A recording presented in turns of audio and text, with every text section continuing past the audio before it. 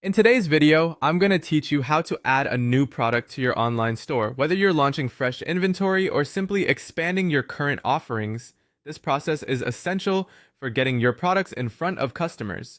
We'll walk through each step, making sure you come away confident in managing your product listings. So let's dive in and get started. First things first, we're going to navigate to your store's dashboard. From the main menu, you'll want to locate and click on the Store tab. This is your command center for everything related to inventory, sales, and product management. Once you're there, you'll find an option to add product. Go ahead and click on that, and we'll move to the next step.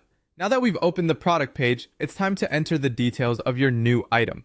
Here, you'll fill in all the essential information about your product.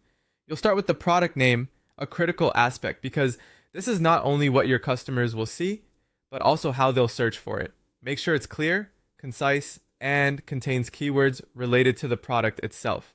Below the product name, you'll see fields for a detailed description. This is your opportunity to entice potential buyers by highlighting the key features, benefits, and uses of your product. Remember, a well-written description can significantly improve sales, so take your time to craft something engaging and informative. Next, you'll be required to set your product's price. Double-check your pricing strategy to ensure it aligns with your business goals and market standards.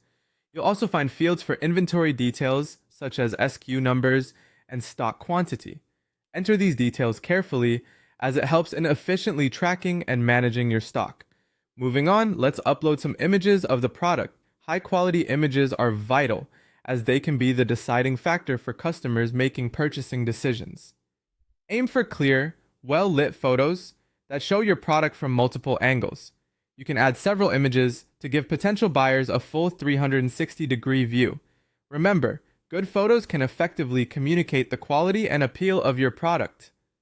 Once all the necessary information is entered and your images are uploaded, it's time to save your work. You'll find a Save button, often at the bottom of the page or sometimes near the top. Make sure you've reviewed everything for accuracy before hitting this button, as saving locks in all the changes and updates you've made.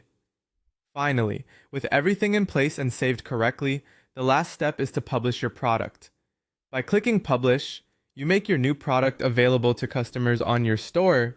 Make sure your product is fully ready, as this means it's live and can start selling immediately. And that's it! Your product is now added to your store, ready for your customers to find and purchase. Don't